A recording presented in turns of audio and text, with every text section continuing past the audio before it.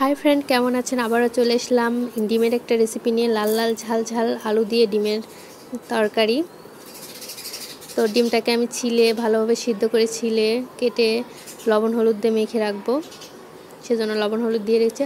আলুকে হাফ সিদ্ধ করেছি, সিদ্ধ করে বড় বড় সাইজের কেটে নুন হলুদ দিয়ে মেখে রেখেছি আগে থেকে। হাফ সিদ্ধ করে রাখবো, এর জন্য পরে ভাজতে ভাজতে আলুটা পুরোটা সিদ্ধ হয়ে যাবে। এখানে পেঁয়াজ কুচি, রসুন কুচি, আলু আর কাঁচামরিচ চিড়ে রেখেছি, আর পেঁয়াজটাকে কিছুটা কিউব করে রেখেছি। পেঁয়াজ কিউবটা পরে ব্যবহার হবে রান্নার শেষের দিকে, মাঝখানে ব্যবহার হবে। এখানে গোটা মশলা নিয়েছি: দারচিনি, জিরা, বড় এলাচ, ছোট এলাচ, তেজপাতা। একটা প্যানে আমি তেল নিয়ে নিয়েছি। তেলটাকে গরম হয়ে গেলে আগে থেকে মেখে রাখা নুন হলুদ দিয়ে ডিমটাকে ভেজে রাখবো।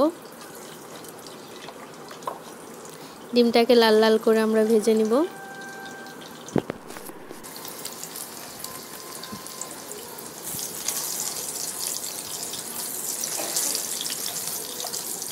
অবশ্যই আপনারা এই রেসিপিটা ট্রাই করবেন। লাল লাল ঝাল ঝাল ডিমের তরকারি আলু দিয়ে, একদম মাংসের মতন লাগে। এই রান্নাটা করলে খেলে তবেই তো বুঝতে পারবেন।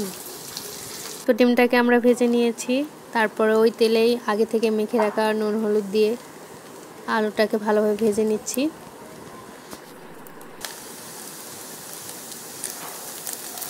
ভালোভাবে লাল করে ভেজে রাখবো। আলুটাকে ভাজতে ভাজতে হাফ সিদ্ধ করাই ছিল আলুটা, তো পুরোপুরি সিদ্ধ হয়ে যাবে ভাজতে ভাজতে।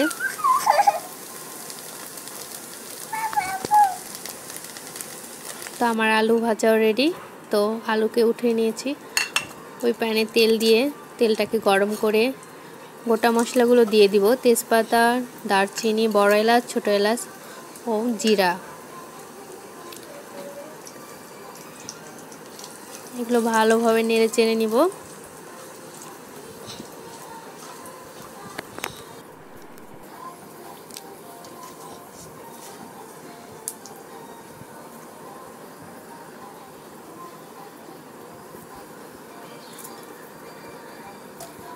তো কাঁচামরিচ চিরা, পেঁয়াজ কুচি ও রসুন কুচি দিয়ে দিব।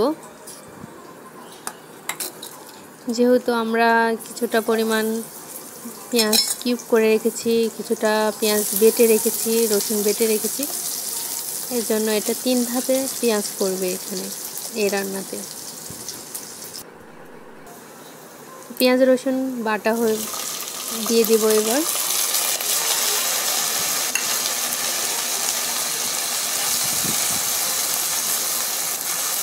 ভালোভাবে মিক্স করব।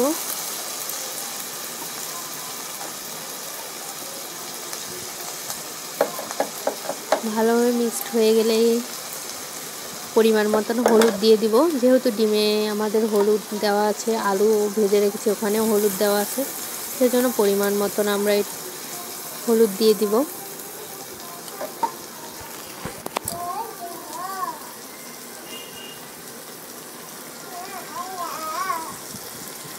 শুকনা মরিচের গুঁড়া 2 টেবিল চামচ দিয়ে দিব।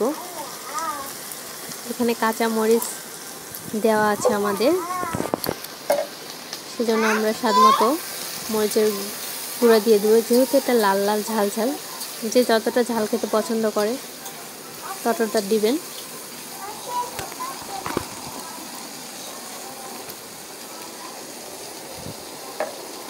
এই রান্নাটায় লাল লাল ঝাল ঝাল একটা ঝোল, মাংসের মতন কালারটাও আসে, খেতেও কিছুটা ওই রকমই। খেয়ে দেখবেন, অবশ্যই ট্রাই করবেন। এখানে ভালোভাবে মশলাটা আমরা কষিয়ে নিব। তো আদা জিরা বাটা দিয়ে দিলাম। মশলাকে ভালোভাবে কষিয়ে নিব যাতে মশলার গা থেকে তেল ছড়িয়ে যায়।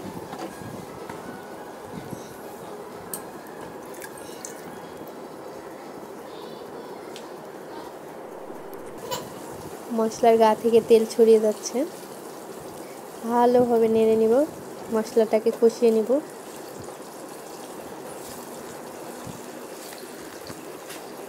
মশলাটা যত কষাবেন তত রান্নাটা টেস্টি হবে।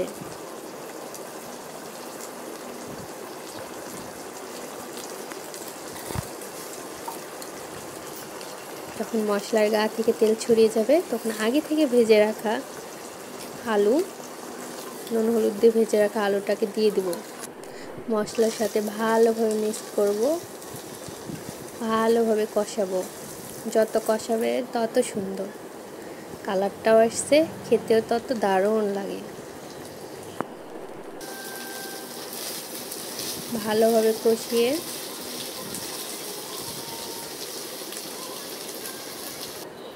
আমরা জল অ্যাড করে দিব। তরকারি ঝোলের জন্য আমরা জল অ্যাড করে দিব। ঝোলটা যখন ভালোভাবে ফুটতে শুরু করবে তখন আগে থেকে ভেজে রাখা আমাদের ডিম তরকারির ভিতর দিয়ে দিব।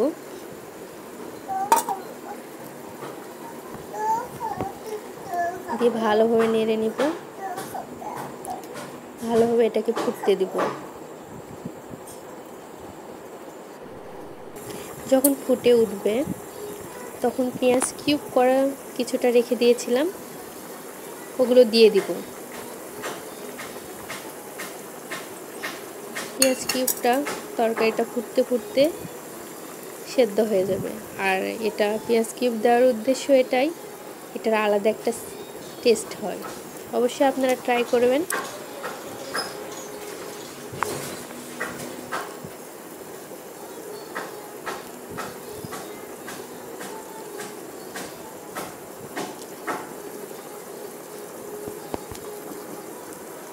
তো আমরা ভালোভাবে এটাকে ফুটতে দিব।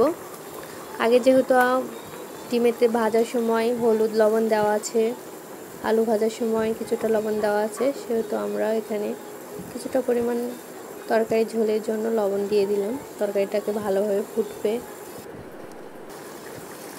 কিছুটা আলু আমরা হাতের সাহায্যে গুলিয়ে নিব যাতে তরকারিটা ঘন হয়ে যায়। তো ভালোভাবে ফুটে গেছে, আমাদের তরকারিটা হয়ে গেছে। দেখুন কতটা সুন্দর কালার এসেছে, লাল লাল, একদম লাল লাল ঝাল ঝাল একটা ডিমের তরকারি আলু দিয়ে। অবশ্যই ট্রাই করবেন এভাবে, খেতে কিন্তু একেবারেই মাংসের মতন লাগে।